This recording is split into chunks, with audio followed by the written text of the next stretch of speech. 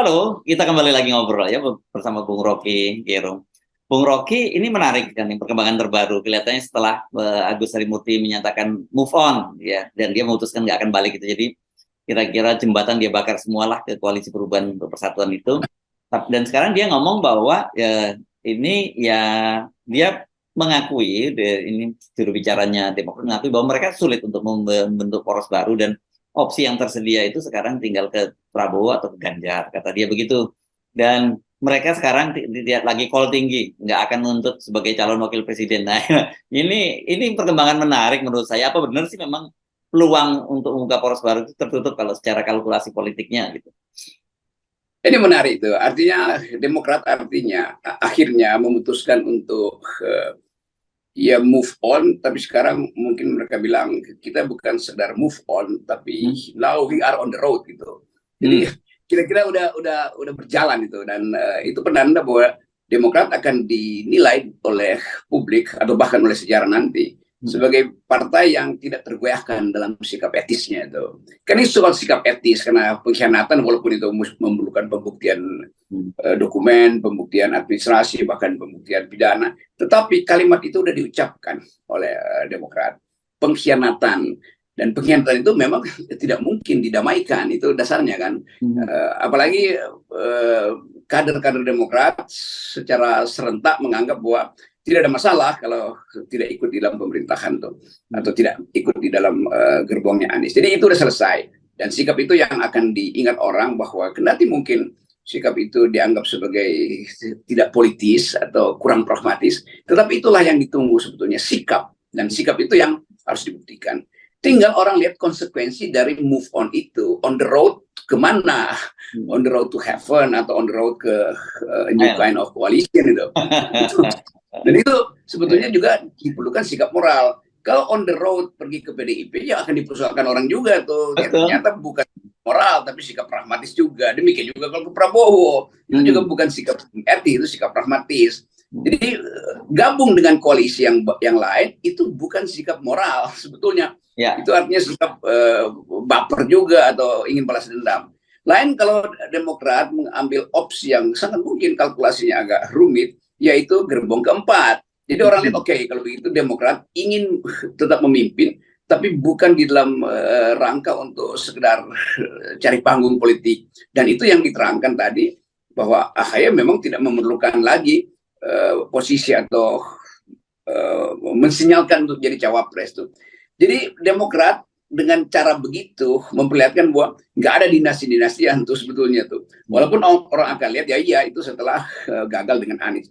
Tapi justru untuk memulihkan kembali citra etis atau citra integritas pikiran dari Demokrat, memang AHY harus ucapkan itu. Dan itu udah benar, bahwa saya tidak akan berambisi untuk jadi cawapres lagi. Karena itu dia mulai melakukan ya kalkulasi politik baru tanpa harus membuat kalkulasi itu tergantung pada posisi dia itu.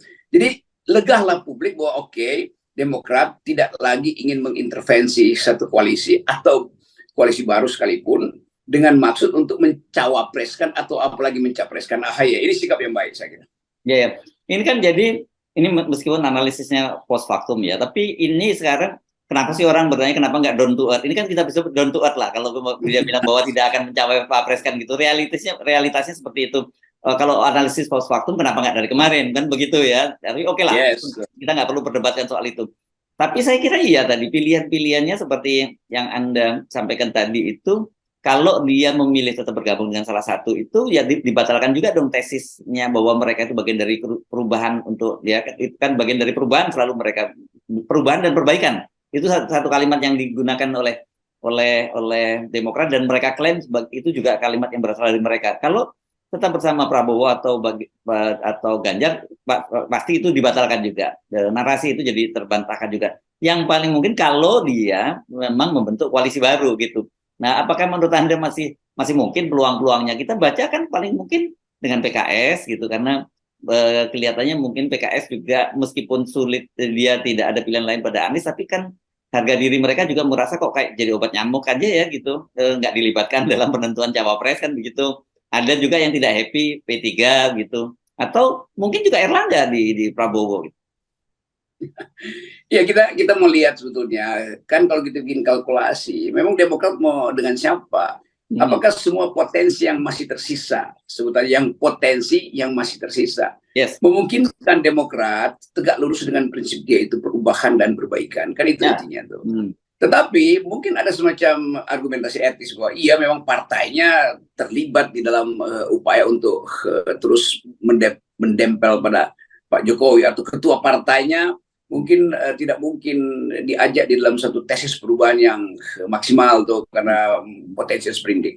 Tetapi orang bisa bikin kalkulasi bahwa iya partainya memburuk atau bahkan dekat-dekat dengan kebusukan, tetapi masih banyak kader yang baik. Kira-kira apa namanya permisinya atau argumen permisinya kira-kira akan begitu tuh. Tapi tetap orang mesti lihat bahwa nggak ada satu partai pun yang sebetulnya betul-betul bisa menghasilkan prinsip tegak lurus dengan perubahan atau dengan konsekuensi etis bahwa dia tidak akan lakukan politik pragmatis. Nah, bagian ini yang saya kira jadi dilema dari Partai Demokrat tuh. Karena untuk maju sendiri tidak cukup, untuk bergabung dengan PDIP juga akan dianggap sebagai itu sekedar cari selamat, demikian juga ke Prabowo. Tetapi kalkulasi-kalkulasi yang hari-hari ini dibayangkan orang, yaitu kalau Presiden Jokowi gripnya melemah, itu banyak partai juga yang tergoda untuk lakukan konsolidasi itu. Jadi tetap ada peluang untuk gerbong keempat. Tetapi peluang itu harus ditunjukkan secara etis habis-habisan. Kalau nggak dianggap ya gerbong keempat, sebetulnya gerbong baru tapi dengan politik yang lama juga tuh. Kan itu dasarnya tuh. Jadi kultur politiknya tetap lama, yaitu transaksi. Nah, ini saya kira pikiran yang masih mungkin lagi dipikirkan oleh teman-teman Demokrat. Tapi hari ini memang diucapkan hal yang cukup menggembirakan, yaitu Demokrat telah move on dan sekarang on the road. Nah, on the road itu atau berlabuh ke Prabowo, atau berlabuh ke Megawati, atau bikin jalan baru, itu dasarnya. Iya, iya. Dan saya kira itu kesulitan itu memang itu ya, memang mereka buat sendiri juga partai-partai politik ini dengan kesepakatan soal presidensial threshold 20% ini. Ya, ini sekarang ini menarik ya, akhirnya menjebak menyerimpung mereka sendiri, itu jalan ranjau yang mereka buat itu. Itu banyak teman-teman saya di beberapa partai, tiap kali ketemu saya tuh, ini ngapain sih di 20%. Jadi mereka kesel karena kita bilang, ya kalian kan dungu sendiri kan, lu bikin batasan yang membatasi lu. Ngapain bikin threshold yang akhirnya membuat threshold itu berlaku pada kalian kan, jadi dungu juga. Dan dalam bercanda-bercanda begitu, iya sih benar sih dari awal, tapi kan udah di tengah jalan. Saya bilang oh enggak, tidak ada yang di tengah jalan. Prinsip itu memang masih harus diingatkan. Sangat mungkin juga Jokowi keluarin perpu misalnya tuh, walaupun dengan basis yang pragmatis, oke dibalikin itu, jadikan atau cabut 20% itu tuh. Tapi kita mungkin masih melihat peluang itu karena tadi. Jadi kenapa kita masih menganalisis soal nilai dan etika? Karena ada ketidakpastian politik. Kalau udah pasti politiknya, mah kita diam aja kan. Oh, politik akan bersih, bahwa KPU akan netral. Nah, sekarang KPU udah diobok-obok oleh Bawaslu. Jadi banyak hal yang sebetulnya menunjukkan ini jalan yang tadi kita sebut on the road itu sebetulnya bisa on the road to hell.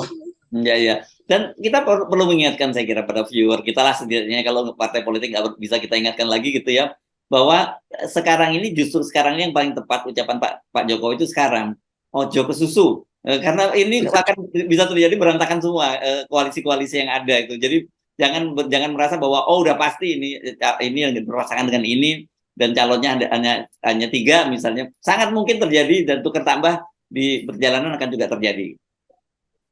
Iya, jadi nggak ada yang udah dipastikan Bu Anies sama Caimin itu ya dideklarasikan, iya, tapi proses menuju pencalonan itu masih banyak jalan berbatu atau jalan menyimpang. Jadi demikian juga Pak Prabowo kan mesti realign ke Pak Prabowo kemarin ketemu Yeni Wahid dan Yeni kasih sinyal yang bagus bahwa Prabowo adalah pemimpin yang mampu untuk mengatasi ketegangan geopolitik atau membaca potensi geopolitik masuk ke Indonesia. Itu juga satu faktor. Bagaimana kalau tiba-tiba di dalam 2 minggu ini ada eskalasi di Papua, ada eskalasi di Cina Selatan, ada eskalasi di Selat Taiwan. Lalu ketegangan politik itu memaksa keadaan darurat tuh. Karena kita masih tergantung pada supply demand melalui selat-selat strategis itu, Selat Cina Selatan, Selat atau Pacific Basin ini, Danau Pasifik masih kita masih butuh stabilitas itu. Kalau terganggu stabilitasnya, maka Indonesia mengalami instabilitas pertama. Kenapa? Karena kita justru mengalami disorientasi di bidang ekonomi, harapan untuk pertumbuhan ekonomi berhenti, terjadi deindustrialisasi, itu harga energi mahal terus. Jadi banyak faktor yang masih bisa memberantakkan sebetulnya agenda elektoral. Karena itu FNN selalu kasih opsi. Coba tolong pikirkan juga perubahan politik di luar sistem elektoral yang biasa kita sebut sebagai people power, tapi bukan people power dalam arti ngamuk, tapi memang ada pengkondisian baru yang disebabkan oleh hal-hal yang tidak pernah kita duga. Seperti Pak Jokowi nggak pernah menduga bahwa akan terjadi ya keanehan-keanehan di dalam koalisi yang dibayangkan dulu oleh Pak Jokowi bisa diatasi. Jadi bongkar pasang masih akan terjadi ya, Bung Rocky. Nah, bongkar pasang dan semuanya lagi buka bengkel. Oke, baik, terima kasih Bung Rocky. Sampai ketemu lagi kita. Tetap 0% buat Ya, itu bongkar pasang karena dari awal nggak mau pakai memasangkan sesuatu yang bagus, itu 0%. Oke. Baik, makasih Bung Rocky. Sampai ketemu lagi ya. Ya. Oke.